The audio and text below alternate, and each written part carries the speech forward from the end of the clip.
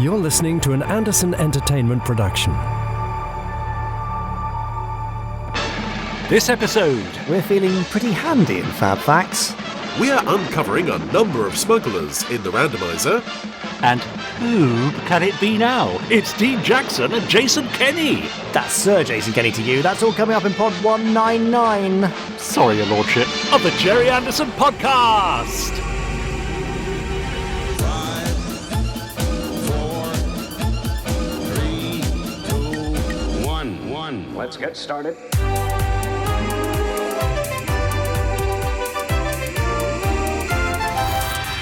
Let's go.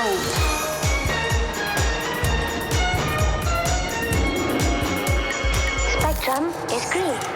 The Gerry Anderson Podcast with Jamie Anderson and Richard James.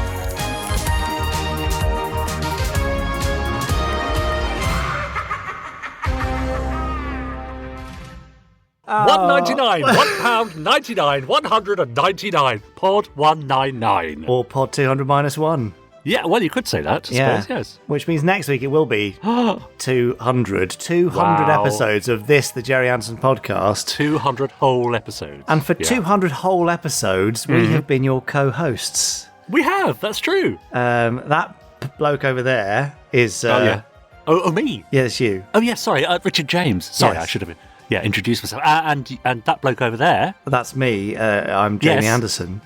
Yeah, but that bloke over there. Now what do they call that? Because he's put a racing bike on that floor-mounted thing so you can cycle that's in right. place. Yes, And, yes. Well, it's spinning. Is it spinning? I think it is, yes. But, well, I mean, I've never seen Chris look so aerodynamic, that's for sure, even wearing his not? helmet. I don't think you need that indoors, Chris. But for some reason, Chris Dale, the randomizer, is today on a bike, an indoor bike. He I is. don't know what he's doing, but he's going very, very fast. Hopefully he'll have really some going for it. I know, some breath left for the randomizer, which comes up at the end of this podcast when he randomly watches a random episode of a random Gerry Anderson show and says some amazingly insightful and hilarious things on it. And on the way to that incredible item, which everyone looks forward to, Richard and I will be padding out the rest of this pidcast. The rest of this podcast. Oh dear, it's only been 199 and I can't even say podcast. We'll be padding out the rest of this podcast with the following items described to you now by my colleague Richard James. Yes, thank you. Well, as you said, the randomizer is random. The rest of the podcast is not. It's the same old tat that we've been hawking around the place for the last 198 We've pods. been peddling for 198 pods. Yeah. Very good. So, you know what to expect. We've got Fab Facts coming up any moment now, where Jamie Anderson will We'll be read... channeling it. Yeah. Quite. A Fab Fact from a book of Fab Facts, and we'll discuss said Fab Fact and decide whether it is, in fact, whether it's fab or not fab or mundane or just trivial. We'll see. We've got some news. Lots of news. So much news. I just looked ahead in the script and I'm dreading the volume of news. But hopefully, Podstrons, you'll be excited by it because there is so much news this week. Much news. It deserves its own podcast, but don't worry, it'll be in with this one. Oh, okay. And that gives me an opportunity to sit back and finish my cheese, tomato and pickle sandwich. So that's for coming me, up a little I later. notice. No, sorry. We've also got... now, this is the first part, I'm assuming, of a multi-part interview. No, just the one? It's the first part of the only part of an interview with... Dean Jackson, who many of you may not know, but he's the proud owner of Huub, H-U-U-B, the cycling and triathlon gear place, and Sir Jason Kenny. Is that the first Knight of the Realm on the podcast? I mean, we had Sir Robin of Ince, but I think technically that's an honorific title. It's not a real self-proclaimed. Yes. I think he actually is. Yes, Sir Jason Kenny, our most decorated Olympian, recently retired at the grand old age of 34 from Olympic cycling. What a lovely man! And we had a chat with him and Dean about the new cycling range from Huub, why they both love Anderson shows so much, and you might be surprised by Jason's particular penchant. Don't worry, it's not Really? Joe 90. Okay, good. Well, look forward to that. And yes, of course, we'll be hearing from our lovely Podstrons who've been, I have to say, we've got a bumper crop of emails this week. Goodness me, it's I mean, all you know, bumper some crop weeks, today. we might get 3 or 4, and that's great. But this week, I've got at least a dozen. No, not at least a dozen, maybe 10 or 12 to get through. So I might actually space them out throughout the podcast. I'll see how we go. You really undersold that, by the way. I did, rather, didn't I? There's a bumper crop. I mean, maybe it doesn't. Well, 10 or a dozen. I mean, you more than the usual 3 or 4. You really downgraded that with every phrase. Sorry. Beautifully done. So yes, they've been emailing us at podcast@gerryanderson.com, of course, and they've also been heading on over to our Facebook group, which is facebook.com/groups/postrons, and I shall be reading out some of their posts, and also they've been hashtagging us on Twitter, #GerryAndersonPodcast. I'll be reading out a few of their tweets as well. It's all go, isn't it? I mean, considering we've done it 198 times, it's not slowing down, is it? No, if anything, it's accelerating, I think, which is a great sign. And there's so much stuff to come. As I was saying to you just before this recording, today's news may be the biggest set of news items we've ever had, certainly by volume, but there's so much more going on along the way. So thank you all for joining us for this crazy and ongoing ride, which we call the Gerry Anderson Podcast. Now, one of the craziest, most exciting and thrilling segments of this entire podcast is the section that's coming up right now. Don't you agree, Richard? Go on. It's called FAB Facts. Hooray! Now, time for this week's FAB Facts. Yes, FAB Facts, which you can tell is Richard's favourite part. Are you eating a sandwich again? No, don't mind me. Carry on. Dear, oh dear. Okay, well, FAB Facts is the part of the show where Richard makes disgusting noises and eats his sandwich. I flick through a book of FAB Facts. Richard shouts FAB, probably with a mouthful. And when he shouts FAB, I'll stop flicking and read for you, lovely Podsteron, a FAB Fact from the book of FAB Facts. Are you ready, Richard, with your FAB? Always ready. I'm standing by with the facts. Here we go. FAB! Okay. How did I do? Well, yeah? It's not really a riddle I'm starting you with, but a question. Right. Richard James, Riddle me Thunderbirds, this. Yes. Stingray, Captain Scarlet. What do all of these shows have in common, besides the fact that they are Anderson shows made with puppets in the 1960s? I mean, okay. I don't know. Go on. No? Surprise me. Well, they've actually got quite a lot in common, and we could go on all day. Yes. But thankfully, I won't be, because I know how much you want to exit this FAB Fact. So let's just cut to the chase. All the Super Mario Nation shows, including Supercar and Fireball, feature human beings in close-up. Right. Okay.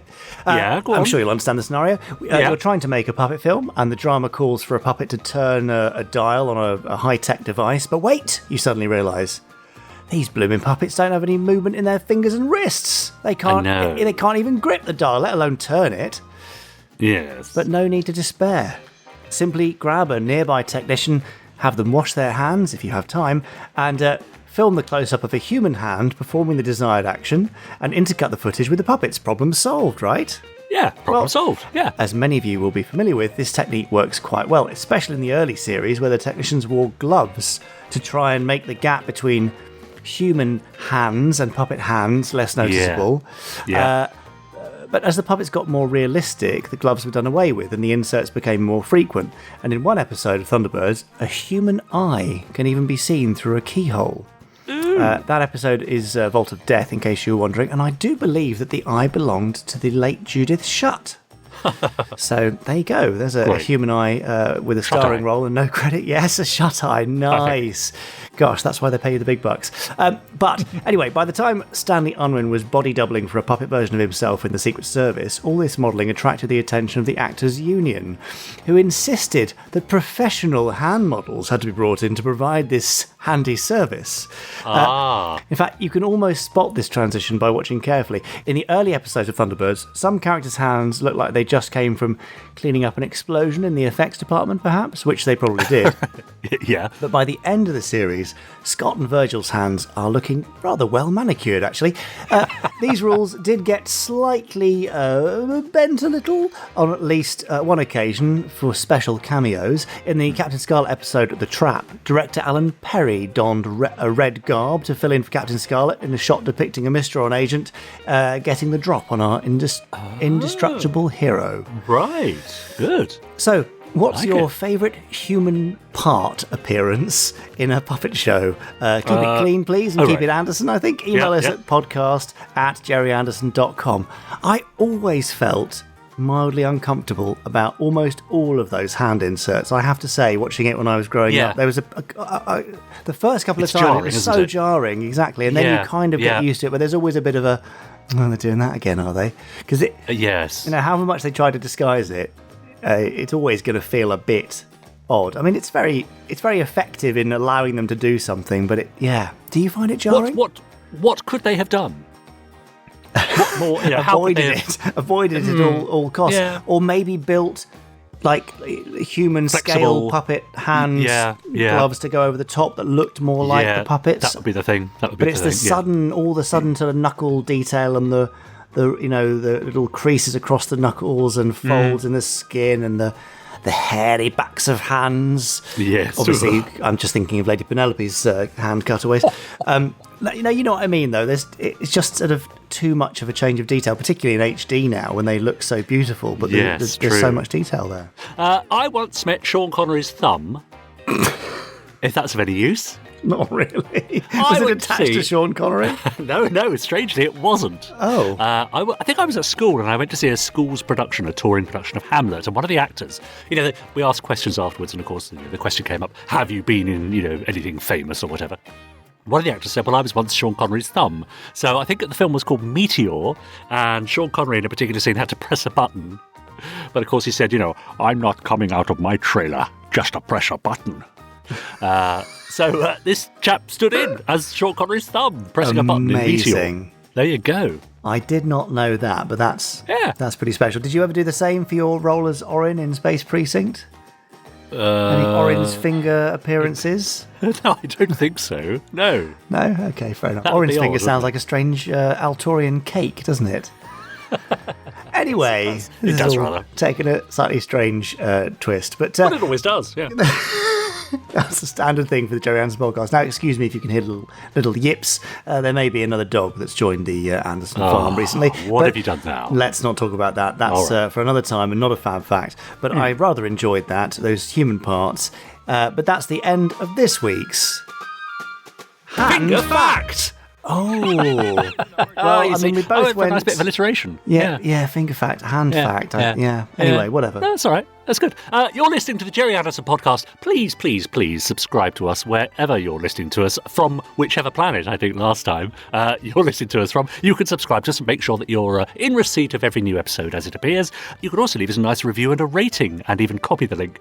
Share it on all your socials and maybe your friends will listen to us too. Now, I have had, as I said, a bumper crop of emails, so I'm going to dive straight into the e-bag. Please do. And this first one is from, this is from Matt Edmonds, who says, "Hi, Jamie and Richard. I discovered the podcast relatively recently, so I'm a bit behind, just past pod 100. Oh, wow. Sorry, Matt. 100 to go. Days. Yeah. He said, I thought you'd like to know that the next generation of fans is already here, in my household at least.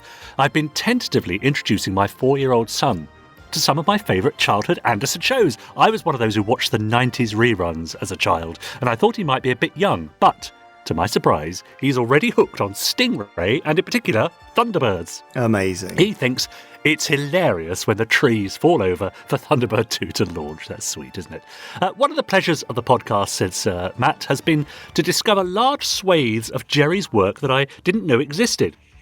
I managed to get a second-hand DVD of Lavender Castle, which both me and my son are enjoying, and I've also ventured into Gerry's adult output. UFO is the favourite so far, as well as the excellent 5*5 audiobook adapted by Richard, and, the new audio dramas for Thunderbirds and Stingray. Thank you for rekindling the interest of an old fan, and I'm looking forward to many years of sharing my enthusiasm with my son as he grows up. All the best from Matt Edmonds. Isn't that lovely? Absolutely love that. Isn't that amazing? That there's now people going, I was one of those that grew up, way back in the 1990s watching it. We made that transition. But so lovely. Yeah. In fact, do you know what? Over the last few weeks, I've had so many emails from people saying, everything that the wonderful Anderson Entertainment team does, and there's a lot of us now, which is, and everyone's working so hard, is keeping their love of stuff going, is rekindling their interest, finding a new way to enjoy the shows. And I absolutely love to hear that. So thank you, Matt, for letting us know and for passing it on to the next generation. That's right. And what is so nice, he mentions there the 5*5 and the new Thunderbirds and Stingray audios, is the fact that as a fan of something when you were growing up, you can now come back to it and there's there's new stuff waiting for you. Yes, exactly. There's still new stuff to discover, not just the old stuff, but new stuff, and I think that's particularly nice. Yes, and lots more to come. Quite right. Aid got in touch to say hi, Richard and Jamie. I'm a fairly recent convert to the podcast, listening to it as I do on my daily walk as part of my Walk 1,000 Miles challenge, where I'm doing a virtual walk from Land's End to John O'Groats, which started on the 1st of January. Wow. He says, currently I've just passed the 350-mile mark. In between each week's eagerly awaited new podcast, I'm catching up with the back catalogue, and I've just finished Pod 28, so a fair few to get through yet. Wow. He says, I love the varied content, especially the insightful interviews. I've been a Gerry Anderson fan for as long as I can remember. And some of my earliest memories are sitting in front of a black and white TV, aged 3, watching Thunderbirds on a Friday tea time. Well, I'm guessing that wasn't in the 1990s, Aid.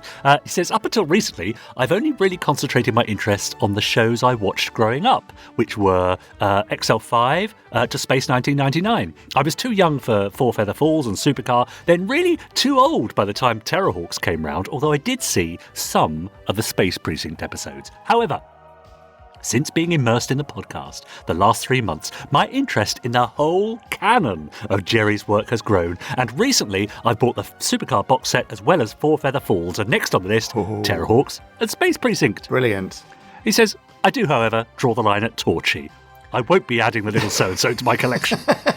One of my interests, is model making, and it's a great time to be a Gerry Anderson model maker, although my credit card wouldn't agree. The latest project on the bench is the AIP Thunderbird 4, which I purchased from the store last year, along with all the other AIP kits.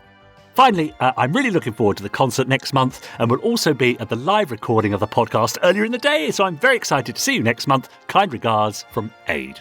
Fantastic. Oh, thanks, Ed. I'm very much looking forward to meeting you there. Yeah, make sure you nice, bring some wouldn't pictures of your recent Thunderbird 4 work, please. Ooh, no pressure. Yes, just want to see it. No pressure at all. Yeah, just want to judge it. I mean, see it.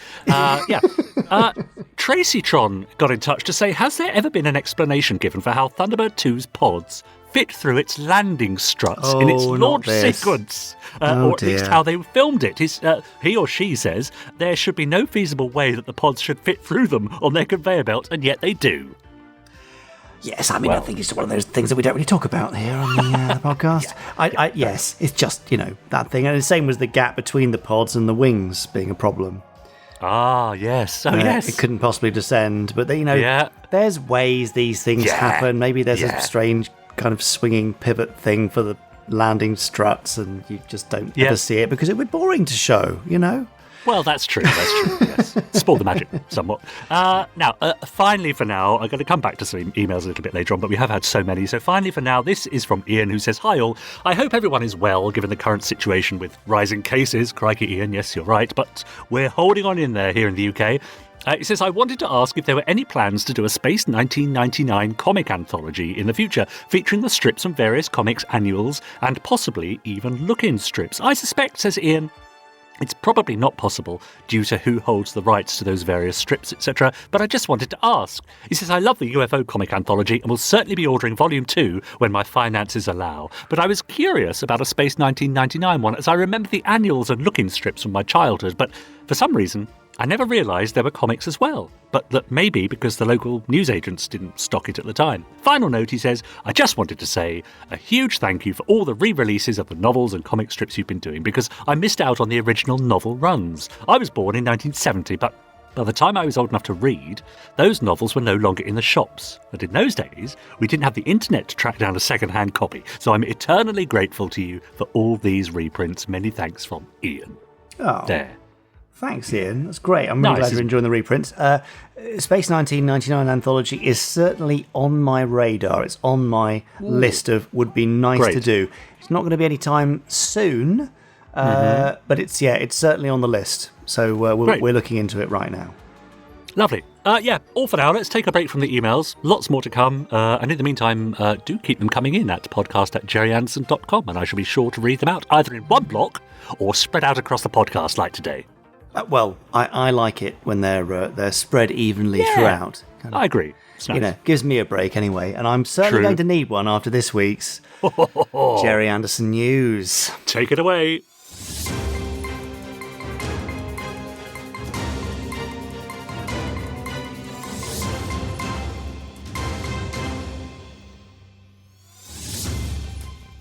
It's an absolute mega Gerry Anderson. Cheese. Oh, sorry. News. Sorry, yeah, not cheese. Weirdly, I said Gerry Anderson as well. So far, I've now got the Gerry Anderson Pidcast. So it's going well, isn't it? It's going really, really well. Hopefully, it'll pick up from here. Now, it's a bumper crop of news, but let's start with a little bit of a sad note. We heard last week of the sad passing of Leo Eaton, previous guest on the podcast. Thoroughly nice, entertaining, hilarious man who gave a very, very candid interview, and I would implore you, if you haven't heard it, or even if you have, probably to revisit it back quite a while ago on the podcast. Just go to gerryandersonpodcast.com and search Leo Eaton. Leo is out on the road filming another project because he's, after his Anderson days where he was involved with Scarlet and Joe 90 and the Secret Service and UFO. He went on to become a award-winning director and executive producer and doing lots of documentary stuff. And he was out on the road on a new project when unfortunately he contracted COVID and passed away due to complications from COVID.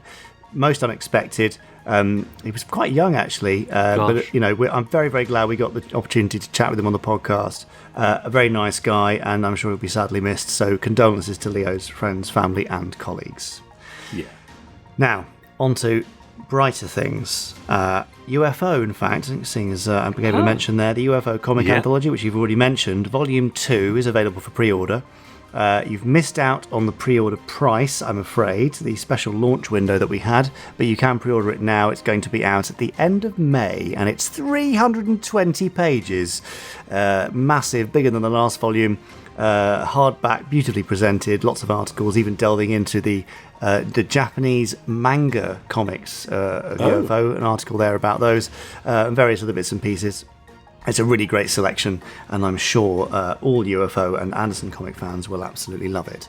Now, if you would like to win something, then this is your chance. It's the big Gerry Anderson Day Weekender giveaway. Well, I saw this. It's a prize draw, actually. Now, what we want to give you, one lucky winner, is the following. 2 VIP tickets to Stand By for Action, Gerry Anderson in concert. 2 tickets to the live podcast recording. 2 tickets to the screening at the Electric of Thunderbirds Argo, which takes place between the podcast recording and the concert. 2 tickets to the sold-out screening of Gerry Anderson Live Uncharted at the Birmingham Electric as well, with the Q&A hosted by John Coleshaw, and hotel accommodation for the night of Friday the 15th and Saturday the 16th at a pre-selected venue, which is very, very close to Symphony Hall. Brilliant. All that, you can win the whole lot. It's just a random prize draw, but you can increase your chances of winning by doing more than one entry. So if you go to win.gerryanderson.com, you can enter there, just pop your email address in. Well, there you go, you've got one entry straight away. Confirm your email, 50 more entries. Do a tweet, 50 more entries. Download the app. I think that's 150 or 200 entries for doing that. So you can tot up the entries and increase your chances of winning. And you've got until the end of this week, that's Friday the 8th at 11:59 p.m. UK time to enter. At that point, we'll close the competition and a random winner will be selected from all the entries, and that person will win. Now, you've got to come back to us within 24 hours to confirm that you can make it. Transport will not be covered. If you are entering from abroad, make sure you have the means to get to Birmingham for the 15th and 16th of April.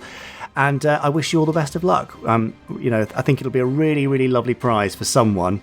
Right. So if you haven't been able to find the cash for it, I completely understand. It's tough times right now. Then this could be your way to have a really, really lovely weekend, and we'd love to see you there. So win.gerryanderson.com for that. Mm-hmm. I'm just looking ahead at how much more news there is. There's so much. I'm going to have to speed up here. Right. Time Bomb Comics' new comic collection anthology called Spectrum, which contains Space Precinct, Terrorhawks, and New Captain Scarlet, is live on Kickstarter. It's already funded. They funded it in the first 4 hours. Amazing work there. Yeah. So it's definitely happening. They're great strips. 3 news stories from the world of Gerry Anderson. Really lovely art, beautifully done, great fun stories. So well worth grabbing a copy there from the Kickstarter. They will be available at a later date on the Gerry Anderson store. But if you want to get the special edition or any of the other stuff that's being offered by Time Bomb, go to kickstarter.com and search for Spectrum. Stingray Night-In is also coming up very shortly, I think later this week. networks. Streaming service watch.networkonair.com is screening Deep Heat in HD, as well as Chris Dale's fantastic new documentary. We are about to launch Stingray. Hooray! You know, and you'd think at this point in time, all these years after the show was originally made, there's not much more that we can find to talk about on a making of, but Chris has done it. We've had some amazing finds in terms of footage over the last 6 months, partly related to the work on the documentary, and Chris has taken full advantage of those and produced a really beautiful story about how Stingray came to be. Really worth the watch, and it's the world premiere, I think on the 6th, so very, very soon. Now, I'm going to take a quick break while we play you a trailer, because our latest Thunderbirds audiobook, Operation Asteroids, is available to pre-order right now, as well as the hardback book. So here's the cast with the trailer for Operation Asteroids. Anderson Entertainment presents 5, 4, 3, 2, 1. Thunderbirds are go. Raise your hands where I can see them, both of you. I'd take any risk that might help her ladyship. Sleep? Do you think I can sleep when 3 of my boys are out there facing heaven knows what? I'm sure brains will be able to store for quite a while yet. I'm picking up a strange message of some kind.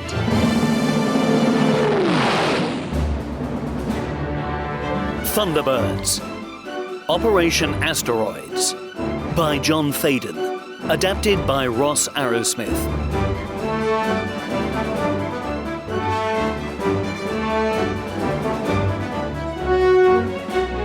Narrated by Wayne Forrester. Maybe they don't know anything's gone wrong with that robot pilot. I must go, Tracy. It's very important. Don't wait for me. I know another way out. Get cracking, Alan.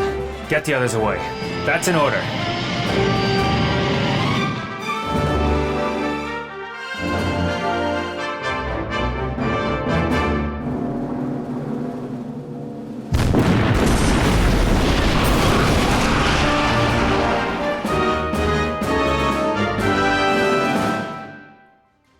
There we go. Wow. Doesn't it sound great? I love all of them. All the cast do a great job. But, you know, in there, that's a great showcase of Justin's hood. Beautiful. John doing that incredibly intense Jeff, but also displaying his Parker. Genevieve's Lady Penelope. Anna's Tintin. I mean, they're just great. And I just love the feel and sound of it. And Wayne's narration ties it all together. The funny thing is, I've just had an operation on my asteroids. Have you? Yeah, which is why I'm sitting a bit funny. I wondered why that. You brought that pillow out the fridge. That's anyway, right. That sounds great. If you want to get hold of Operation Asteroids, not Richard's, I might add, you can go to the Gerry Anderson store, shop.gerryanderson.com, and search for Asteroids, or go to ander.sun/asteroids. You can find it all there. Goodness me, we are now halfway through the news. Can you believe it? Great. This coming Saturday, the 9th of April, at the BFI at 3 p.m, the BFI South Bank in London, is the world premiere of Gerry Anderson, A Life Uncharted, a 90-minute documentary about the life and career of Gerry Anderson, also known to me as Dad. And it's a very personal journey for me, learning about him, what made him tick, why he behaved the way he did, what inspired him, what drove him, what motivated him. A really, really fascinating thing for me, and a very emotional journey for anyone who's going to watch it. So I hope you can join us. You can still get tickets, ander.sun/BFI. When I say it like that, it's andr.sn/BFI. There will be a little Q&A session afterwards, hosted by our very own Nick Briggs, would you believe? Oh, great. Yes, he's going to be brilliant there. So you'll get to ask us questions. There'll be prizes. All sorts of great stuff going on. I think it'll be a lovely day and very special. And you could be amongst the first to share our findings, really, and to understand what made the man who made the shows, really. Yeah. So there you go. Great. Looking forward to that. Now next week.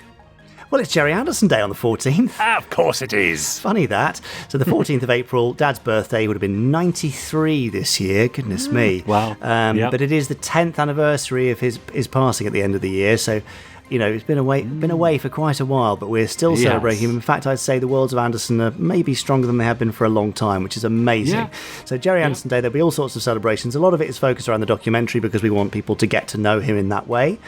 But on the evening of Gerry Anderson Day, we're going to have a very special Fab Live from a top secret location. Richard, don't give it away. I know you know where it is, but don't tell anybody else. No, won't say a word. Nothing. So our first video live stream for a while, that'll be at youtube.com/Gerry Anderson TV from 6:30, I believe. But we'll be posting about it close to the time. Obviously, Gerry Anderson Day also marks the launch of Gerry Anderson: A Life Uncharted on BritBox in the UK. You can watch that anytime from the 14th with a BritBox subscription. And if you go to britbox.co.uk, I'm pretty sure you can get a free week or sometimes even a free month, depending on their current offer. Listen, let me tell you, if you're with BT in the UK, you get a free 6 months. Oh, well, there you go. A free 6 months if you're with BT. Amazing. So there's a great offer. But yeah, basically, if you sign up the day before or the day of, you'll probably be able to get it free, and you can watch it for free. And then if you want to cancel, they've got. I think they've got the biggest selection of TV shows of any streaming service. Really? In terms of like archive TV, and they've got all the Anderson shows up to Terrorhawks there too. So very much worth a watch. And we will, after Fab Live, be doing a live watch along. So as we count down the end of Fab Live, if you want to queue up Gerry Anderson Life on Uncharted, then we'll be watching along, tweeting along live, and you can share your thoughts as things go. Okay. Right, now we're on to the weekend. So So are we still in the Gerry Anderson news here? We are still in the Gerry Anderson news. We're still here. We're now 3 days and 17 hours into the Gerry Anderson news, and we're almost there. But there's so much going on. So this is the continuation of our Gerry Anderson weekender. We're hoping to see a lot of you at the Birmingham screening of the documentary the night of the 15th with John Colshaw hosting. Tickets are now sold out, so if you got them, see you there. If you haven't, sorry, but you could win them. We're also on the 16th. We've got our live podcast at 2 p.m. at the Electric. I think there are 3 or 4 tickets left for that. Yeah, if you'd like to come and join us, go to electricbirmingham.com, I think is their website. After that, at 4 o'clock, they're screening Thunderbirds Are Go, the 1966 film from a 35mm print, so that'll look glorious on the big screen there at the UK's oldest working cinema, so quite a lovely experience. And then, of course, to top that all off, at the end of the day, on Saturday the 16th, it's the concert Stand By for Action at Birmingham Symphony Hall. And we hope to see you there. It's going to be an extremely special evening, and I can reveal that most members of the orchestra are dressing up. Really? In fact, I was sent a couple of days ago one of the woodwind players who's making himself a Titan costume from Stingray. Oh, come on. So this should be a really lovely thing. So, and we've also got a couple of treats for you in store during the show too. So it's going to be great. If you can make it, please do come along and go to bmusic.co.uk to book your tickets. And finally, if you do come and you're staying over and you miss the Friday screening of Gerry Anderson Life Uncharted, you can see it once again on the Sunday the 17th of April at the Electric Cinema in Birmingham before you head home.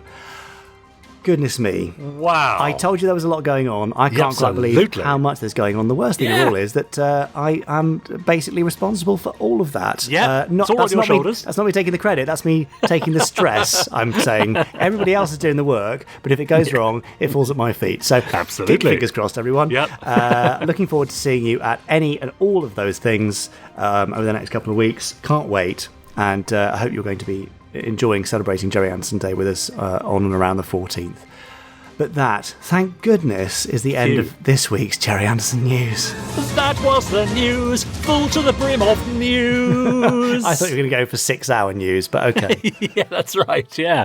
Wow, I mean, that is extraordinary, isn't it? Who would have thought that we'd get to, 4 years of the podcast, and there would be such an amazing week and a half ahead of us, where, and I've said this before, has there ever been a better time to be a Gerry Anderson fan? I'm not sure there has been.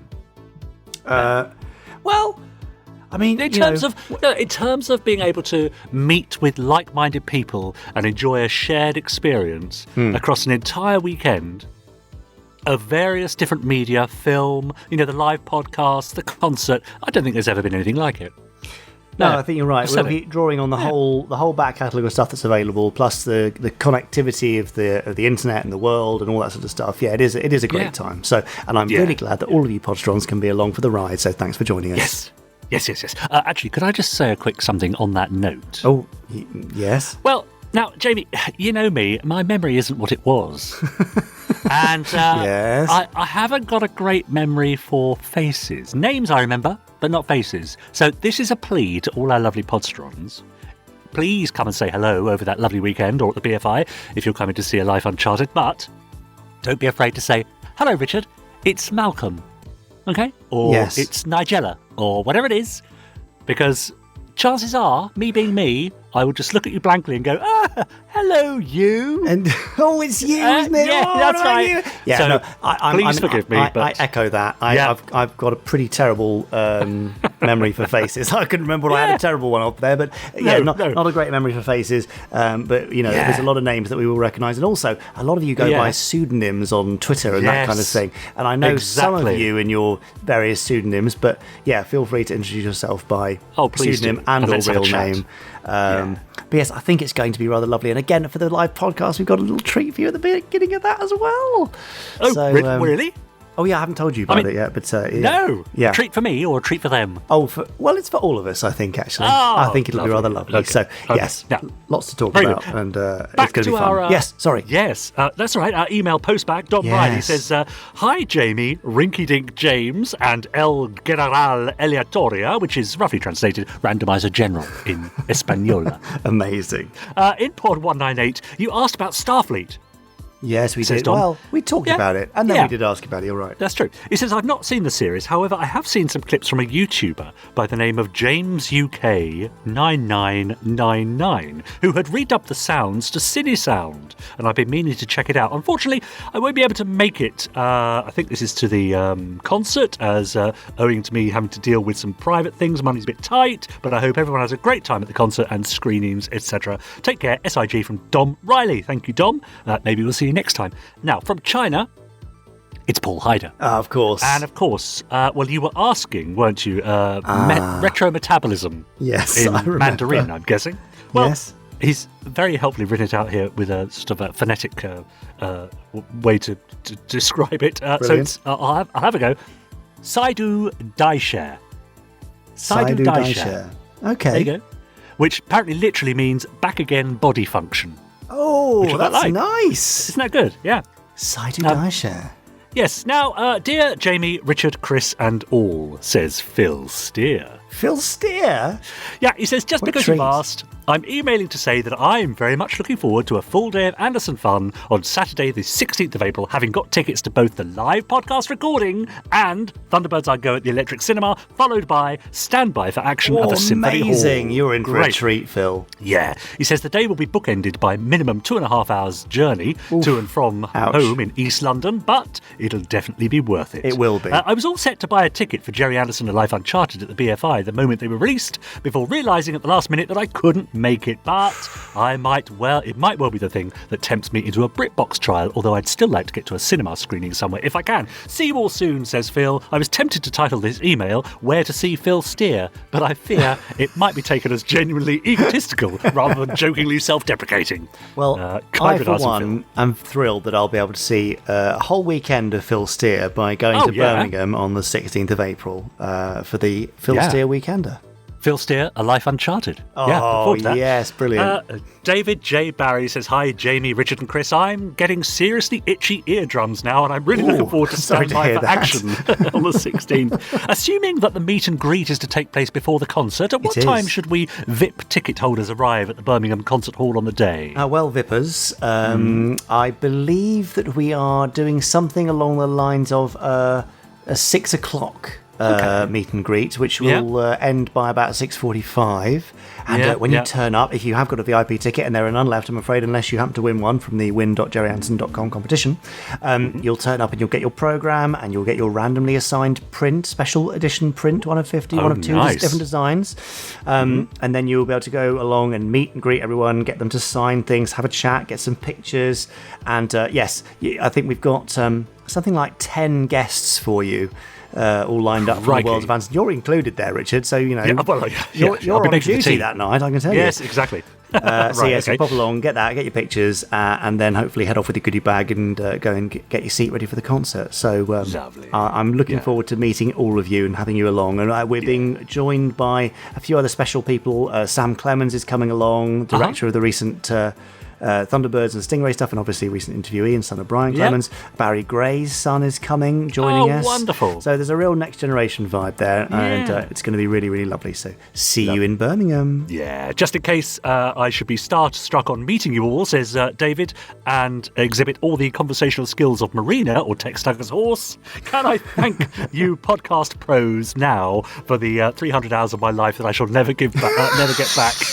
And here's to the next 300 hours, says David. Thank you, David. Yeah, don't be afraid to come and say hello. That's what it's all about. That's why we're there, really, to see you all and talk with you all. Yeah, yes, lovely. There's nothing stupid that you can say. I think that's one of the things, because I definitely get that when I'm meeting, famous people or heroes or whatever. I can often think, I don't want to say that. That sounds silly, but actually, it almost never does. So just say what you want. If you're afraid of saying something stupid, well, just listen to the podcast. You haven't been listening to the podcast. No, you're in good company, really. Finally for now, lots more to come, but finally for now, Steve Carson from Edinburgh says, when Jamie announced the Standby for Action concert, I asked if it could be streamed or made available on Blu-ray or DVD for those of us who are not able to travel. I was therefore extremely pleased when it was announced it would now be available on DVD and Blu-ray. Similarly, says Stephen, I was pleased to hear Alive Uncharted will be available on DVD and Blu-ray. However, I am aware that for both the concert and the documentary showings, there are going to be Q&As. Now, I wonder, says Stephen, whether these could be filmed and perhaps be added to the Blu-ray and DVD releases or included in the podcast perhaps instead of an interview for a few weeks. Anyway, looking forward to the upcoming Fab Live and live podcast. Kind regards from Stephen Carson in Edinburgh. Good point. Stephen, I'm glad you're happy that we're making these things available.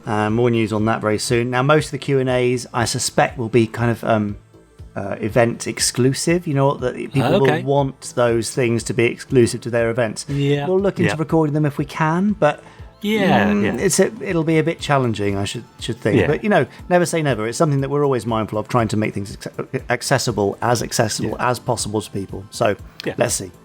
Great. Okay. All for now. I think I've got one more email later on, and then we'll be heading on over to our Facebook group and looking at Twitter to see what people have been saying about us.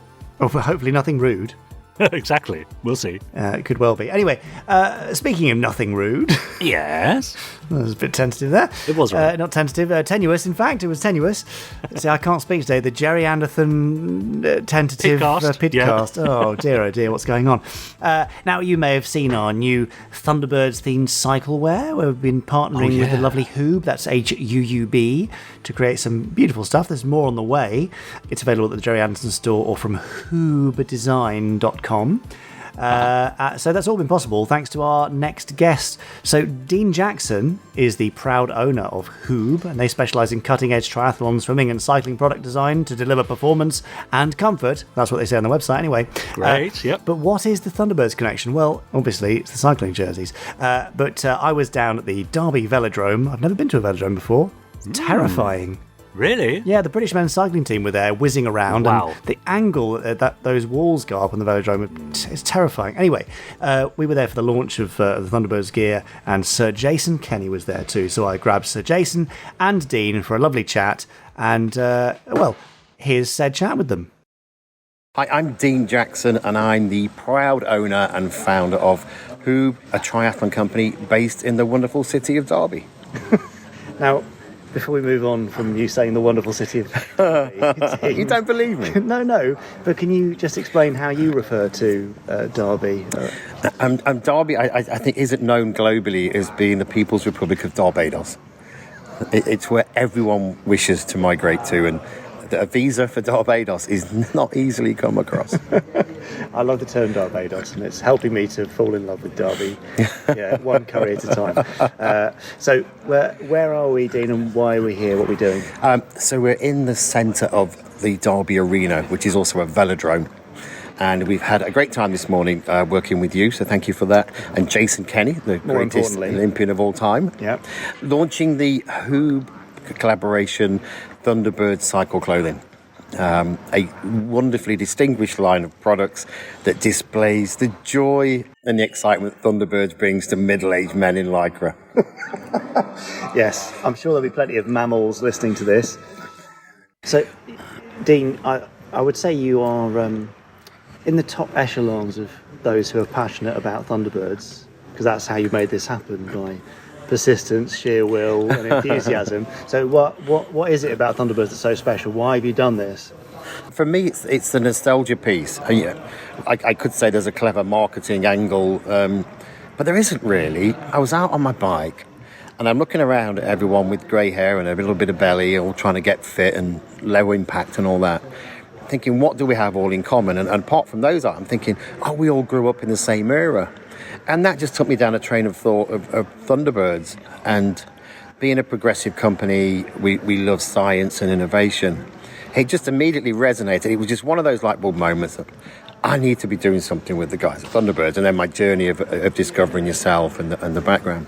But for me, as a kid, we never had lots to watch on TV. But what we did have to watch was such wonderful quality and so exciting. And for me, Thunderbirds was that. So there's a huge nostalgia piece for me as well. Okay. Specifically for Thunderbirds, what was it that made it stick out at the time? Because we hear from different people, and they have all got different things they like. Some like the characters, some like the vehicles, some like the action. Lots of people like the explosions. But is there anything that's going to stand out for you that made it so memorable? For me, it wasn't the people, because I'm useless with names and remembering faces. It was the vehicles and just that whole thrust and power and noise. Yeah, I did like spotting when actually those ripples aren't real ripples on the water. That was me thinking I was smart. But it was all about the vehicles for me. And also, you've got underwater, you've got underground, you've got space. And it was all the different elements that went with it. And then thinking of how you get a pilot into a vehicle and from a lovely idyllic island, wow, look, it's now the home of all this incredible equipment. So they were the bits for me, yes. So the tech and vehicles are then kind of spilled over onto the cycling gear. Yeah. So just tell me a little bit about the process of deciding how best to connect up Thunderbirds with Huub clothing and how that's come to be. I mean, why do you think we've not done the sash uniforms? Why have we not gone down a different route? What's made this work so well? I think for me, it was doing a bit of research and asking around, and when you're down the pub with your mates, and whenever you mentioned Thunderbirds, there was either a character name would pop up, and a lot of the time it'd be Virgil, or they'd go, and it's Thunderbird 2, isn't it? And everyone knew, and it's so distinctive that I think it was easy to get confused, with 1 and 3, and which one's a rocket and all that kind of stuff, and we just wanted. We also felt you could put that into a clothing line, and it looked very cool, for want of a better word, without looking like you've come straight out of Primark with a $4.99 licensed T-shirt, which I know you would never do.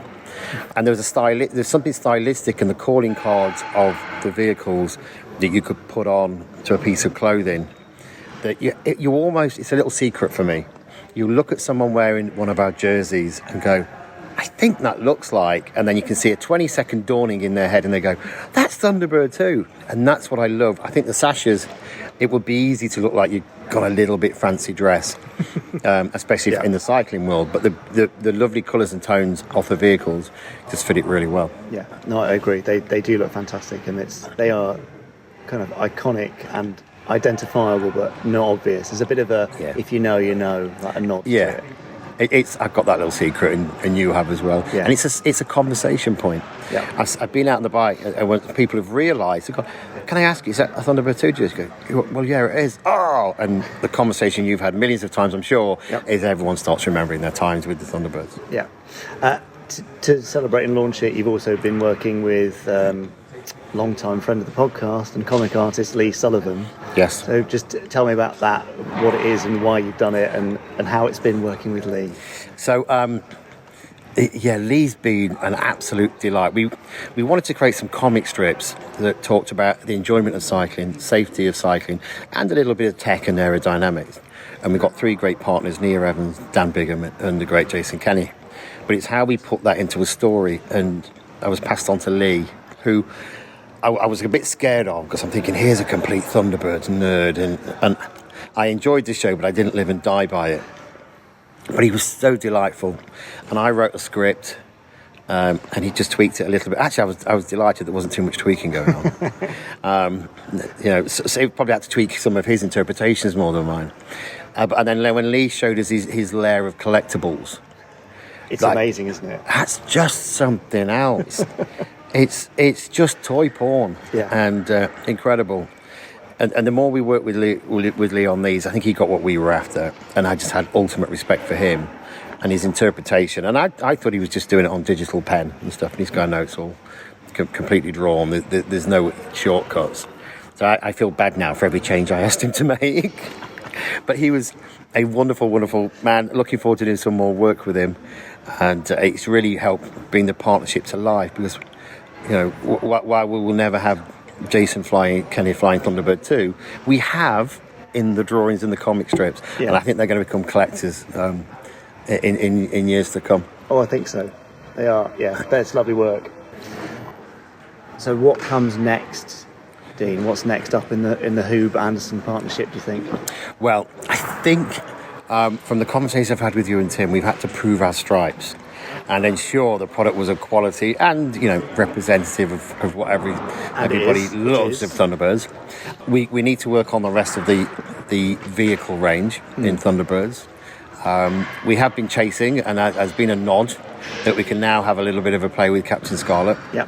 And one of my all-time favourites, Space 1999, I'd like to think that we can get to that as well.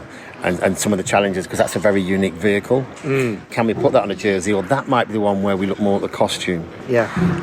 And obviously being human rather than puppet is going to be challenging, because that's going to be very reflective of a human wearing it. So we want to challenge ourselves, and we'd like to think that we can move into 99. Who knows with it? We do in the next 6 months after we've done a bit of Scarlet. Yeah, fingers crossed. We'll just carry on to this. And where can people find this stuff? How do they get hold of it? Where's the best place to buy, basically? Yeah, well, we are one of the sellers, along with Anderson Entertainment. If you go to hoopdesign.com and just look up cycling, you'll see the whole range that we have in there, male and female collection. Okay, and that's Huub, Huub, just to be awkward. It's actually, you say it as though there's 2 O's in it, but there's actually 2 U's. I have to be careful saying W, because people come back with all sorts. So it's huubdesign.com. Amazing. Thanks a lot, Dean. Thanks so much. I'm Jason Kenny, and I've won gold medals at Beijing, London, Rio and Tokyo Olympics. And now I'm a coach of British cycling, hopefully trying to help people do the same. Amazing. Now I feel completely worthless and like a failure, so that's a brilliant intro. Thank you very much. And what are we doing here today? Today we're here with Huub, talking about their collaboration with Thunderbirds and creating some really cool jerseys, to be honest, based on Thunderbird 2 and Thunderbird 4, so green and yellow, and they've done a few sort of short cartoon clips, comic strips, yeah. And there's 3 themes. There's one performance, one's fun, and one is safety, which is mine. Safety Man, okay. Safety Man, so that's me, yeah. And those are all drawn by Lee Sullivan, who listeners will know as a well-known Anderson and Transformers and Judge Dredd comic artist, and he's done a great job. Are you happy with your likeness? He's done very well, yeah. I think he's been very kind, yeah. That's it. He's left my ball patch out, which is nice, and he's done a good job there. Brilliant. So now, Dean from Huub has let me know that you are actually more of a Captain Scarlet than a Thunderbirds man. Just what does Thunderbirds mean to you, though? Well, I just obviously, like lots of people, remember it from being a kid, and as you say, you touched on there, I remember Captain Scarlet, and just recently introduced it to my little boy Albie, Captain Scarlet, and tried to watch it with him. Hang on, how old's your little boy? He's 4 now. And you're introducing something as terrifying as Captain Scarlet to him? It didn't occur to me that it is quite scary, isn't it? And he didn't like it. The whole sort of, this is the voice of the mystery ones, but it's quite terrifying, isn't it? All that, murder and recreation and stuff is... Yeah. You're reconsidering that now? I did. Well, to be honest, I just saw it as a kids' programme, really. Yeah. Which is how I used to watch it. It is, but there's something quite grown up about the show. So, you must have been watching Captain Scarlet. You must have been watching Captain Scarlet in the 90s, early 90s on would the BBC? Would have been, yeah, I think so, yeah. I would have been... I must have been quite young at the time. It's sort of... I don't. When I watched it back with Albie, I don't remember an awful lot of it, so I must have been quite young, yeah. Yeah. And how do you think it stands up now compared to what all the other entertainment that's on offer for your young one? I mean, it's a very different style, isn't it? It is different, yeah. I don't know. I suppose it's just the way things evolve. like you say, it's quite dark in lots of ways, really, I suppose, and a little bit scary. But I don't remember it being particularly scary as a kid. And I remember I really liked sort of the way it was with it had like real explosions and things, didn't it? You know, which obviously you don't get now with kind of cartoons and things. So I remember that being a little bit more real and really liking that. Although I never understood what he was ever scared of, because he's indestructible, isn't he? It is, but surely, you know, going through injury and death must be painful. I guess it's the pain, isn't it? I guess so, yeah. I never. That was the one thing, as being a small child, I never understood about Captain Scarlet, why you would ever be scared of anything. Yeah, shouldn't be a coward when you're indestructible. No, you wouldn't have thought so. Okay, so if Captain Scarlet's the favourite, I mean, in terms of things like Thunderbirds and Scarlet, did you ever have any toys like from that stuff when you were a kid? Yes, we did. Yeah, I just had a really clear image. I remember when we were little, my brother had Thunderbird 2 and I had Thunderbird 1. Obviously, I had the better one. And that was that caused a few debates. But yeah, so we had a few other toys growing up. So yeah, it was just sort of part of our childhood, as it was for so many people. Yeah. And what do you think makes Thunderbird 2 better than 1? I completely agree with you, by the way. I had 1. Oh, you were 1? I had 1, yeah. Oh, okay, so what's it was so good about faster. 1? Yeah, but it didn't do any of the work, Jason. They just turned up and then waited for Thunderbird 2 to arrive. I mean, I should say you're in a Thunderbird 2 jersey now. Yes. Which, you know, is very, obviously, very now cool. growing up and being a little bit more practical, I appreciate the practicality that Thunderbird 2 brings to the party. But at the end of the day, when I was young, I think I was just focused on the speed, and Thunderbird 1 was their first. It was the first to react, and that was just me all over, like a bull in a china shop. Okay. Straight in there. Scott was the coolest. I mean, it kind of makes sense with what you ended up doing, being, you know, Mr. Fast, essentially. It's all on about two getting wheels. stuck in, yeah. Don't overthink it. Yeah, quite right too. Now, you mentioned Stingray as well, very briefly. Yeah. How much did that cross onto your radar? I remember watching Stingray growing up as well. I remember the intro, you know, the old Stingray, and things like that.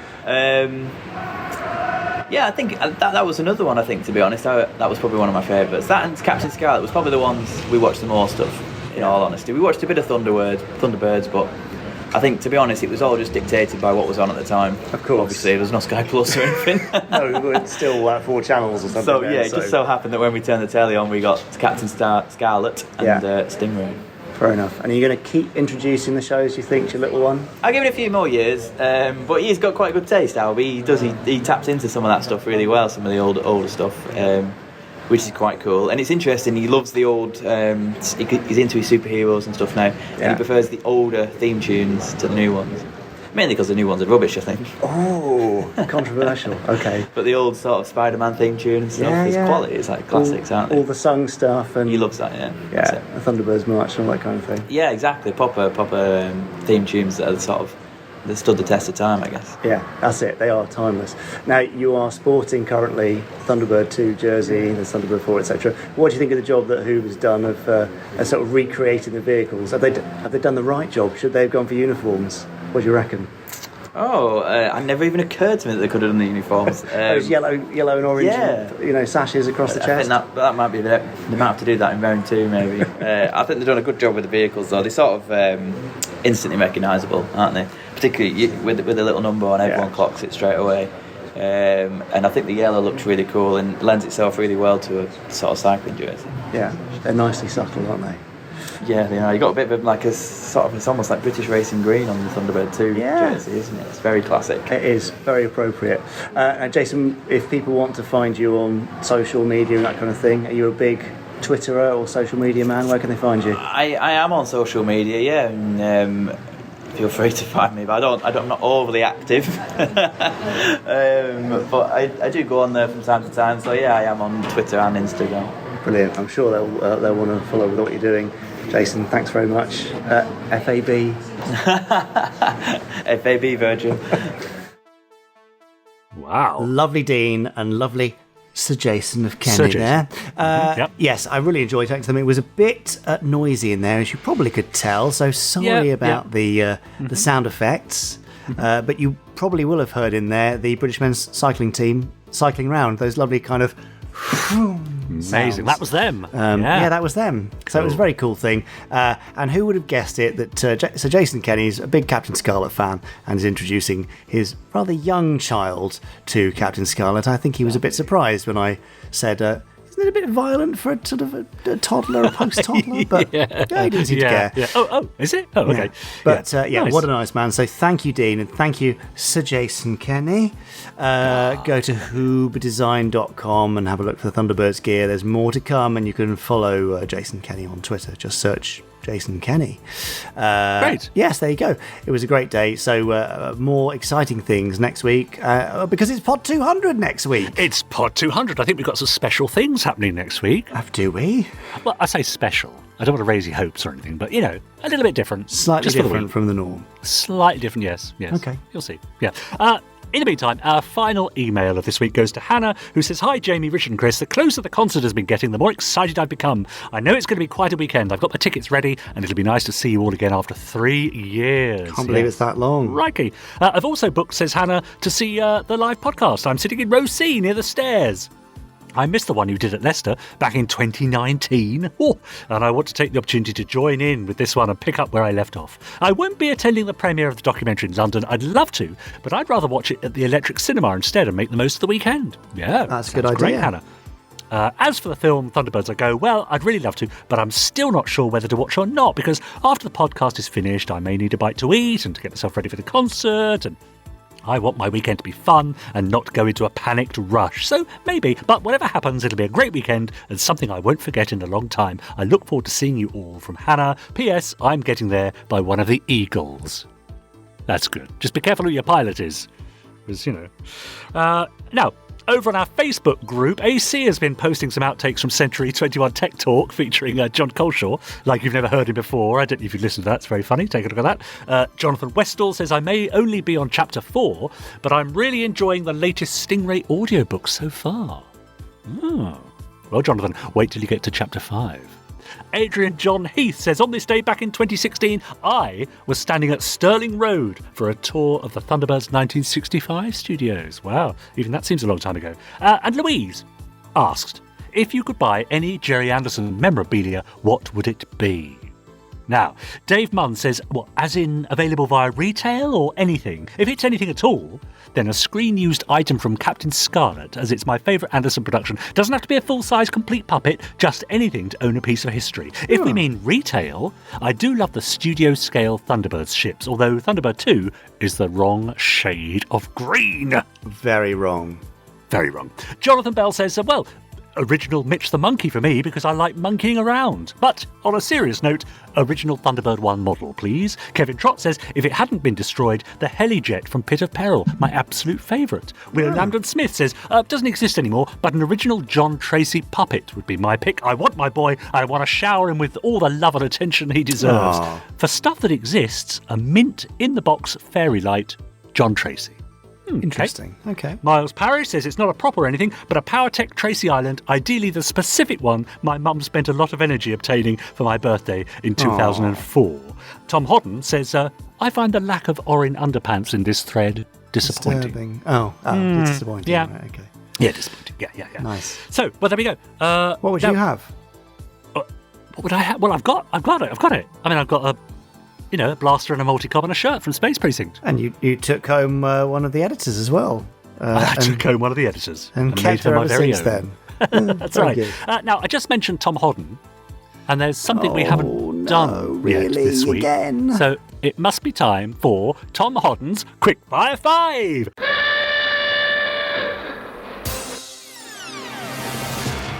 Right. Are you ready for these? Everybody's excited for a certain upcoming concert, but what are you most excited about? Number 1, the Aquamphibian Choir singing Aquamarina, or Robbie the Robot's ABBA medley? Oh, Robbie, obviously. We'd all like to hear that, wouldn't we? Number 2, the Space Precinct theme played by the Zeroid Kazoo Orchestra, or Zelda playing Joe 90's theme on the ukulele. Oh, that's a close one, but I'm going for the Zeroid Kazoo Orchestra. Yeah, of course. Number 3, Fab Live from Thunderbird 5, or Staying Overnight in Thunderbird 2. Oh, Fab Live Thunderbird 5, just because of the rhyme. Yeah, nice. Number 4, Colonel White's one-man band, or Mitch playing the spoons. Oh, that's really tough. Mitch and the Spoons, I think, actually. Okay, very good. And finally, Candy and Andy's Folk Stylings or Koenig's Grime Tracks. Oh, Koenig's Grime Tracks. What a way to finish. I'd love to hear those as well. Yeah, fantastic. Well done. Thank you very much, Tom Hodden, for those fantastic quickfire fives. Yes, magic. Yeah, Thanks, Tom. Staying overnight in Thunderbird 2, I think you'd probably wake up a bit oily, wouldn't you? I always consider, because it's sort of the workhorse of the fleet, I kind of, there's probably a few rags lying around. Yeah, not a clean environment. Probably a bit chilly as well, I would think. A bit chilly. Yeah, true. Yeah. There we are. Yeah, all for now. I think we'll be heading on over to Twitter after the randomizer and see what people have been tweeting about. All right, well, I look forward to that. Now, Chris is mopping his brow. He's finished cycling. He has, yes, I can see that. And I see what this is about. This is all part of his move towards the randomizer becoming a zero-carbon element of the podcast. I see. Good idea. All of that cycling, all of that sweating, all of that lycra was all in the aid of powering up the randomizer, which is now fully powered. Right. Great. So, I mean, that's very good of him to be so green. And he's wearing the Thunderbird 2 lycra jersey as well. So I noticed that, all very green. Well done, Chris. We applaud you. But he does look a bit pooped. Okay, well, Chris, good luck. I hope you recover very soon for this week's randomizer.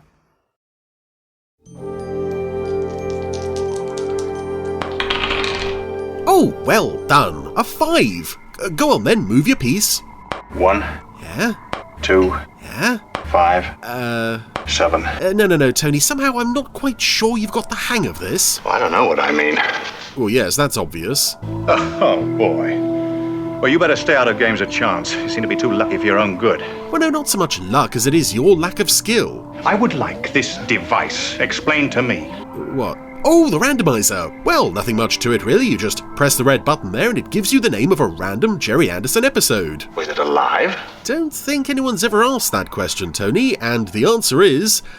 Oh. That's what I like about you. You always give me such a great sense of security. Well, you're the security chief, allegedly. Anyway, never mind. How's about pressing the button for us, eh? I think I'm more nervous than anybody.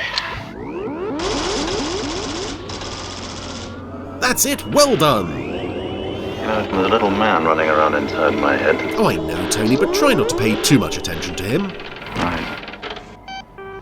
What have we got? Well, it's The Protectors. That sure made my day. But it's not an episode you're in, unfortunately. Here's The Numbers Game. That's another thing I like about you. You're always upbeat.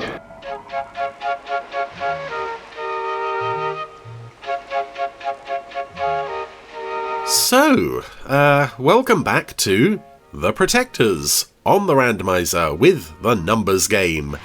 And unfortunately, that's about all I can tell you about this episode. How's the view? No memory of this at all.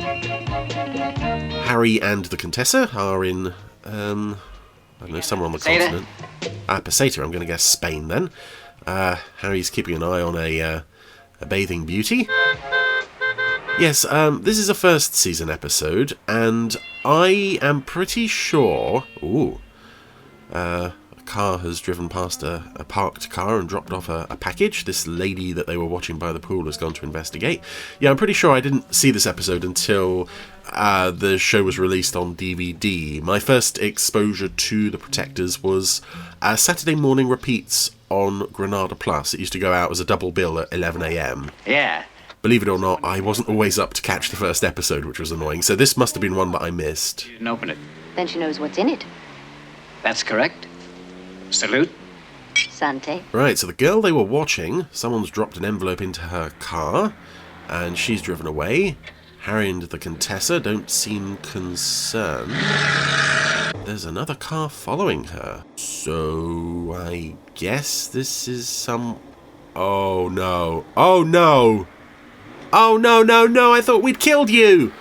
Oh, you know who it is. Oh, it's only Sherwood Price.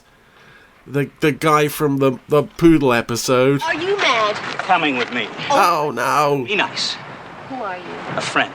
No, you're not. You're nobody's friend, Sherwood Price. I've seen that episode.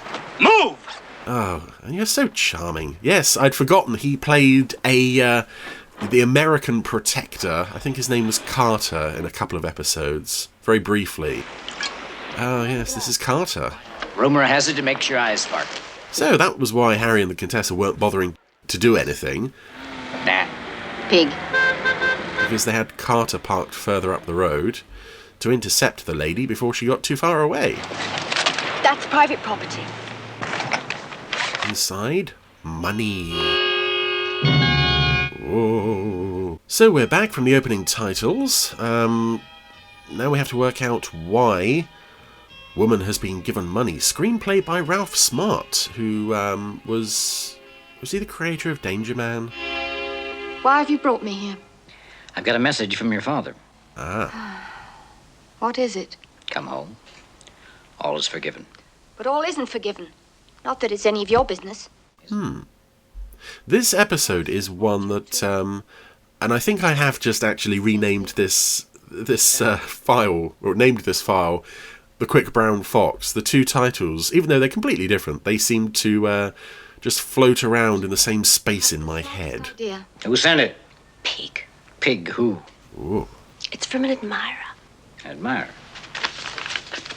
So, there's a letter with the money. 06587248300 965488756533. A lot of numbers. What's it all about? You tell me. I think you'd be wise to answer. And I've seen people discuss my randomizer, let's say, attempts with the Protectors, and people have got the impression that I don't like the show. And it's not true. I love this show. And I get so frustrated with myself when episodes like this come up. When I first came out here, I know nothing about them. my father wouldn't help me because he wanted to... Even though I have definitely seen this one at least twice. But I don't retain anything about them. They are just complete black holes.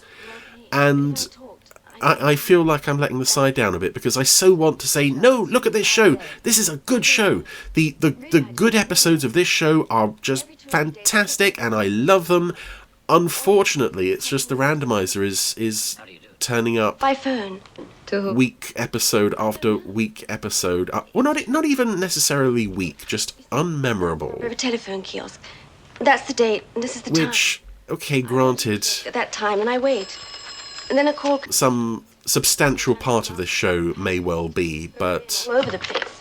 I know this show deserves better than I can do with it. I am trying. I apologise. Anyway. Hold the line, San Pedro. We have a call for you. Miss England? Yes, that's me. Lady is explaining to Harry and the Contessa. 065872.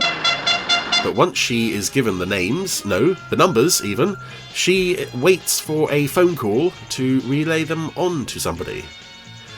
And we're back in England now. We're back at the Harry Rule pad, where I remember this guy, random sciencey type guy with glasses. Get the message? Yes, I came straight from the office. I've booked the computer time for 11:20. So he's obviously an associate of Harry's, somehow involved with the Protectors organisation. No explanation of who this guy is. We never see him again, but he seems to spend most of the episode hanging around the flat. 06587248300.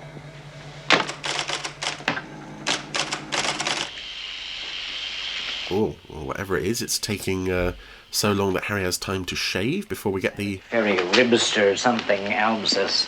Oh, he's got a printout. Yeah. Oral issue allied with him, that doesn't make any sense either. Alternative effect point, crack this code fast, will you? I gotta see the girl's father. I just don't understand you, Mr. Rule. Right, so, yes. You didn't want to come. Science guy will crack the code that they've got from the numbers. Here and lock her up in a trunk. Why didn't you go to the Spanish authorities? And Harry has gone to see the guy who hired them to find his daughter. Well, when you cut off her allowance, she made other financial arrangements. What's she got herself into now? I don't know. This is a trope this show seemed to do quite often. Kind of pawn in a dangerous chess game. Daughters and sons who were like, oh, I've just got to get away from my father. It was normally just a father. Sometimes there were both parents, sometimes just the mother, but generally it was, my businessman father is, he's stifling me. I've got to go and join up with a terrorist cell in Malta or somewhere. Having considered the alternatives, I personally favour the first group. The savage here eludes me, but assuming fairy is in fact ferry, and the letters PM in the third group indicate time. And then the figures immediately after this group here... Just the answer, okay? The answer. Well, again, assuming we return to the original numbers where we are not using the coded letters... Well... Dover. I mean, it's a slight touch of eccentricity with this character who's... What's the news from very caught up in decoding the numbers and things. They don't suspect anything. And now, what are we doing in Dover? Well, words said by anyone who now visits Dover. Yes, this is quite near to me, in fact. Here comes the old hovercraft. Well, the computer came up with a couple of alternatives. This is one of them. I'm not sure it's the best. Oh, there's a couple of guys on the roof in the background, and at first they seemed to be watching the filming, but now they've gone back to work. They seem to be doing something. Ooh. Yes, this was back in the days when you could just park your car right next to the point where the hovercraft would arrive. And Harry still needs his binoculars to scrutinise the cars that are coming off. Our man, ALB 638. Ah, and something else that matches the number sheet. No less. Yeah, Bentley. Who owns that? Close, James. Well, why not follow it? Follow it all the way home and see who owns it. That car behind us, I was wondering if you'd noticed it. Since we left port. Oh, so the protectors are themselves being followed as they follow the Bentley that came off the hovercraft. Going to. Ah, who's at the wheel? A very 70s looking chap, a very protector's villain type chap. So he's pulled ahead. That interests him. Ah, so he is also on the trail of the Bentley. It's that registration. Oh, good, it's this guy. The 8 is a Bentley registered in the name of Savage. This is Lawrence Savage of Harley Street. Doctor? An eminent heart surgeon. Ooh. Got an address on him? The Old Barn, Quarry Lane.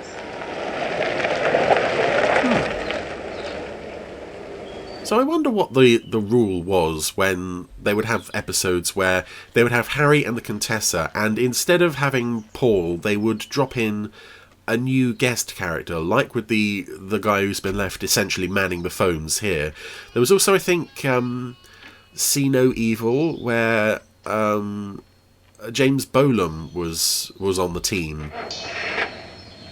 For seemingly no reason that Paul couldn't manage. Anyway, the Bentley has now arrived at its country estate, and 70s protectorsy villain is now hanging around the place with his huge cravat as the chauffeur washes the Bentley.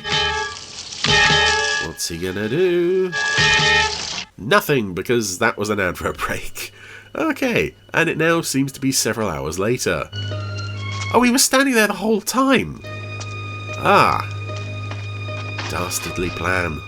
He's waited till nightfall to... Oh, okay. He's positioned himself under the car so that he can retrieve... Oh, a cylinder. Containing, well, some nefarious contents, no doubt. But who else can wait all day? Harry Rule! Thank you. Ah, so they've just let this guy do all the work and then swooped in and taken it off him. And this heart surgeon guy, this... I can't remember the name of the character or the actor, but he's played by the guy who was the captain of the Concorde in Doctor Who Time Flight. So, there you go, that's something. No. Oh, I think his name's Richard Easton. Oh, please, don't break the seal. Don't break the seal. Oh no, you broke the seal. Oh. Heroin. Surprised? Naughty boy. Surprised? Say nothing till I see my lawyer. Out. You letting me go? On your way. You're not at the police. That's right. See, I cannot. Why not? If I do not deliver the package, I'm in bigger trouble. Tough. Yes, Harry and the Contessa have both got very grumpy faces on here. Back to me. Who are you supposed to deliver to? Looking very serious about all this. I don't know, I swear. All right. All right. Just don't make me get out of the car, I'll tell you. Public telephone box. They phone me, tell me where to park the car. I leave it that on the seat. And when you come back, it's gone. And there's money in its place, hmm? Well, that's the way it is. No, please, you don't understand. Out. No, please, no, you don't understand. No, please. They killed me. They killed me. No, please. Oh no. Well, surely someone with a bright orange shirt, bright indigo trousers, and that fine cravat should They plant their dope on it. should be rather inconspicuous. Anyway, it's back to Harry's flat. For them. All over Europe. Hungry? Hmm? Oh, yes, that smells good. Oh, well, yeah, good. He seems to be cooking a whole mountain of food there for 2 people. Wait, he's asking her if she's hungry. He's already laid out all the dinner plates. They've got salad on the table. He's cooking away. Where they put that on the Bentley? What would he have done if she'd said no? Yes, so, having had their massive dinner, Palpitations can be distressing, but they're not the Contessa is now visiting the heart surgeon. excellent help. Of course, it could be caused by anxiety. I'll give you a tranquilizer. Thank you, Doc. I don't think so. This episode is quite tranquilised enough, I think. I'm sorry, I'm struggling with this, and I'm trying to work out. As I said, I really don't want to give the impression that I don't like the Protectors, and I'm trying to figure out, as I go through this, what it is about it that isn't hooking me, this episode specifically. Delightful hotel, with its feet in the sea, as the French say. Oh, we're now going back to Spain? I don't know, I think the lack of a clear villain here at the moment isn't helping. Enjoying yourself? Oh, yes. Look, I think we're wasting our time. Did you call the girl? I have. She's had no messages for 3 days. The show either seems to let its characters want to do everything, or, as they were doing at the start of the episode, kind of sit around and wait for other people to do the work for them. That is a good idea. And now we're back to waiting for, I think, the girl to show up again? Oh, and it's now night time. They've spent all afternoon peering through binoculars. Yeah, even Harry's having trouble keeping his eyes open. Yes. It's me. What is it? Down in the car park. The fish are biting. Ooh. Interestingly, Harry and the Contessa have separate beds. I know some people have raised the question to what extent their relationship is something more than what we see. I certainly think there's the potential for it to develop in that way, but I think it's nice that they didn't. It's just a mild flirting. Anyway, so Harry has noticed a car has been removed of its underneath cylinder thingy containing heroin. Hola, Senor Pepe! And the collector went back to the Bar Pepe. Harry was following him at 2 feet distance. There's no way the guy couldn't have seen him, and yet somehow he didn't see him. Buenos días, señores. Qué día más estupendo. It's now the next day, and Harry and the Contessa have stopped by for a drink. Again, this is the Bar Pepe. That's our man. That's Pepe. An idea that should cause the maximum panic and confusion. Oh, that'll be good. Every time he puts a container underneath a car, we empty it, seal it, and put it back again. There will soon be angry blasts from all over Europe, and the man at the top will be forced to show his hand. My Contessa, I love you. Dos cafés con leche. No. Gracias. De nada, señora. It is good to be alive, eh? See, Pepe, it is good to be alive. And if you want to stay that way... Oh, I'm sorry. That's just a habit I slip into there.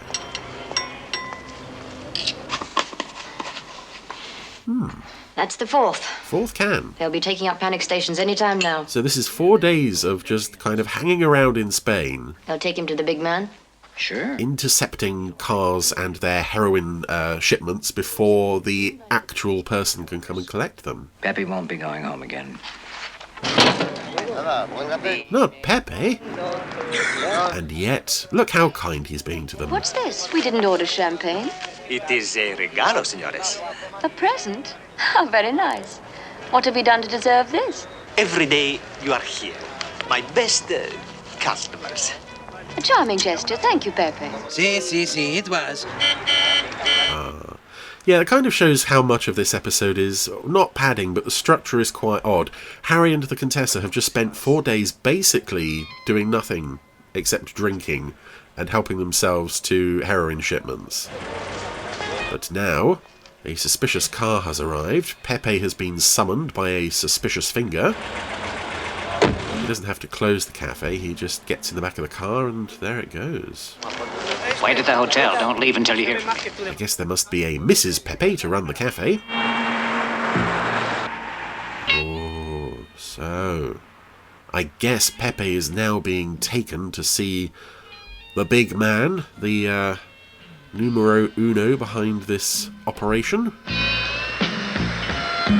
And Harry is taking a heck of a long time to drive up this road. He's watching Pepe's car being escorted in. How's he going to get through these huge locked doors? I'm Harry Rule. Oh, that'll do it. Wants to see me. I'm Robert Vaughn, just let me in. Tell him it's about registration plates. English, French, and German. He'll understand. Oh. And I have a feeling that we are now coming up on the identity of the... Yeah. Oh my goodness, yes. The identity of the man behind this operation. There he is! It's very kind of you to call, Mr. Rule. Oh, and this is why I think I... Well, no, I was going to say this is why I don't remember this episode. I do remember this episode, mainly for the fact that they've done something very, very stupid. I thought I'd come down. They have hired, to play the head bad guy, a chap named Peter Arn, who is basically brilliant in everything I've ever seen him in. And they're only using him in the last 3 minutes. You don't do that, show. You don't hire Peter Arn and then only use him for 3 minutes. You could have had him for a whole episode. But no, 3 minutes, that's all we can manage. Yes, he's playing snooker or pool. I don't know what the difference is. Your losses aren't his fault. And Harry has also picked up a cue. They are sort of fencing around the topic of the heroin. Oh, well, Harry has now thrown it onto the table. Oh, Arn just kind of casually moves it aside with his cue.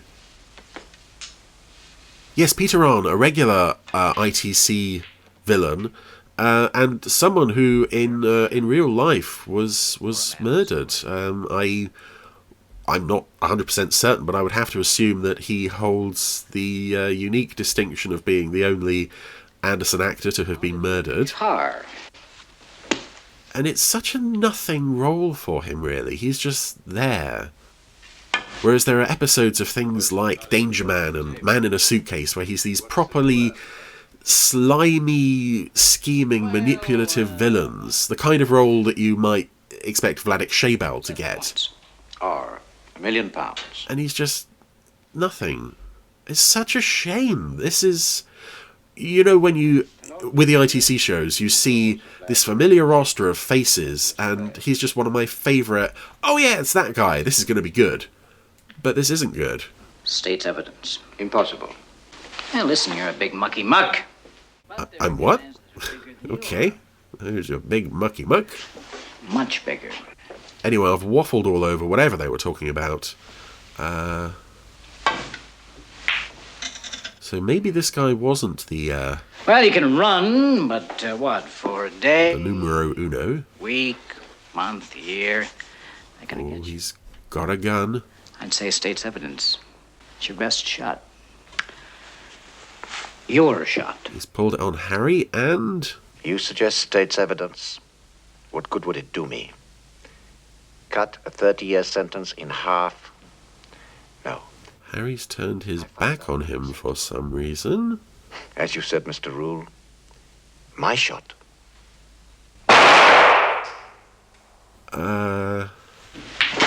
Oh, he's just shot himself. Okay. Yep, I'm doubling down on that's a criminal underuse of a Peter Arn. If underusing Peter Arn were a chargeable crime, charge this episode with underuse of a Peter Arn. So, anyway, everything's all sorted.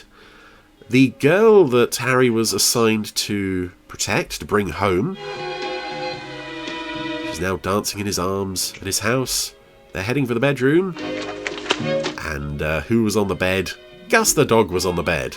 He's relocated to a different room so that Harry and lady friend can get to know each other better.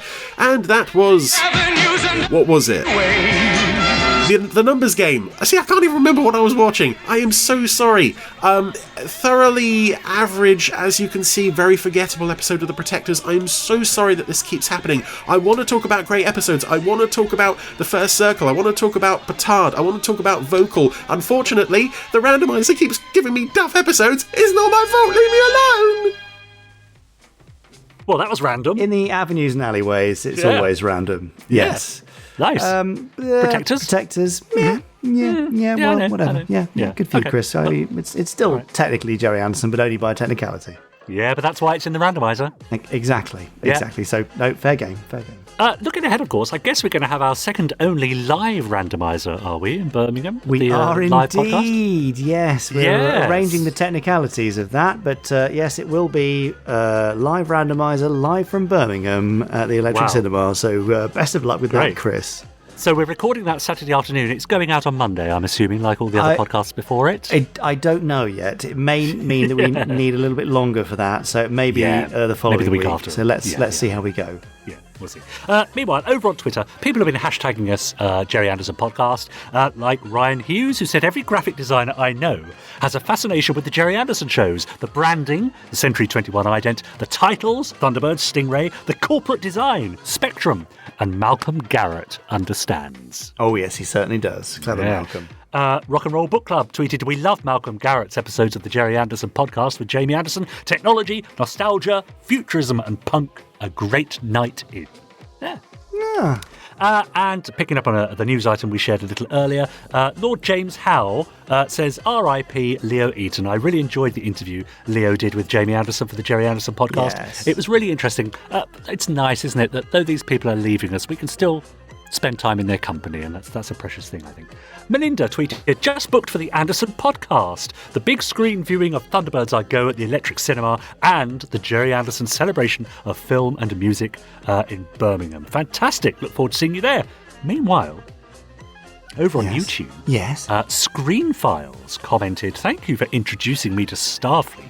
Puppetry-wise, it's not in the same league as Gerry Anderson's shows, but the theme song over the end credits is way catchier than it has any right to be. It lyrically reminds me of the band Styx, which has something to do with the lead singer sounding vaguely like Dennis DeYoung to me. By the way, doesn't the X-Bomber bear more than a passing resemblance to Battlehawk? And speaking of resemblances, doesn't the alien battleship look quite a bit like the Sea View from Voyage to the Bottom of the Sea?" Well, it's interesting, isn't it? Everything's related, isn't it? Particularly in the sci-fi world. I think you can trace, like a family tree, almost between design to design and production to production. Oh, of course. Yeah. And finally, Leo DeGrant says, "I loved Starfleet, and part of its appeal was nostalgia for Super Marination series, which weren't being shown at the time. The serial story worked really well, but I don't think I ever saw the last episode. I assume the good guys won. Well, you'll never know." No, we'll never know. None of us ever will.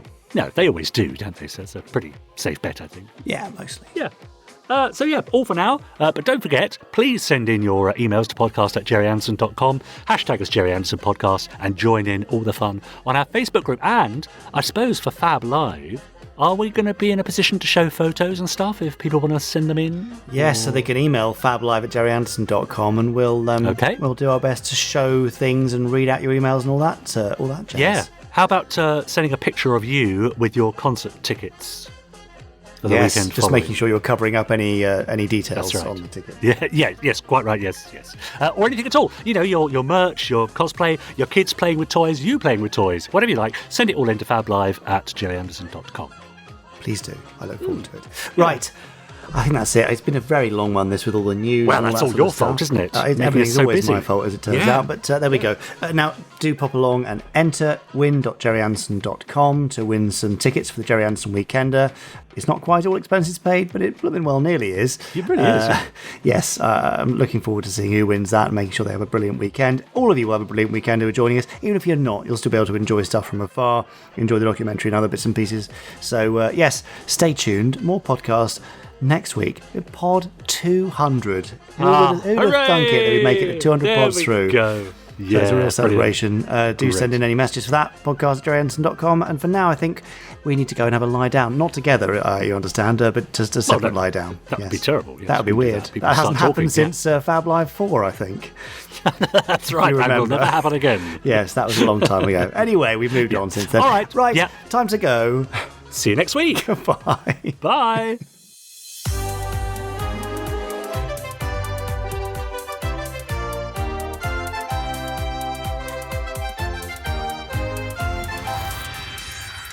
Stage 1 complete. Let's go.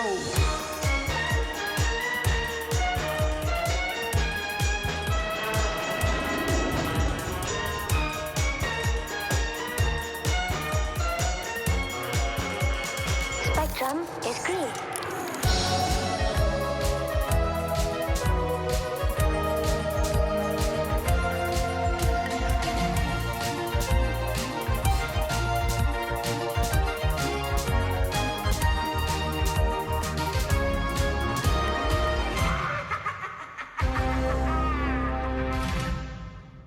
I don't remember the exact circumstances of that, but we were under duvet together, weren't we? I think. Well, we were in my old spare room, weren't we? On the sort of the day bed, and I thought it'd be rather fun. A bit like sort of Morecambe and Wise. Yeah, exactly. that was That's it. what we Yeah. Back in the days, we were aspiring to be like that before we let ourselves and everyone else down. Yes, we're more sort of Cannon and Ball, really, aren't we?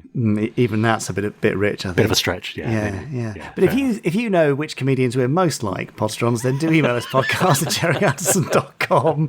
Oh, please. Yes, I'm sure there'll be some offensive ones in there, but they'll probably be the best suggestions. So I'm looking forward to reading those next week.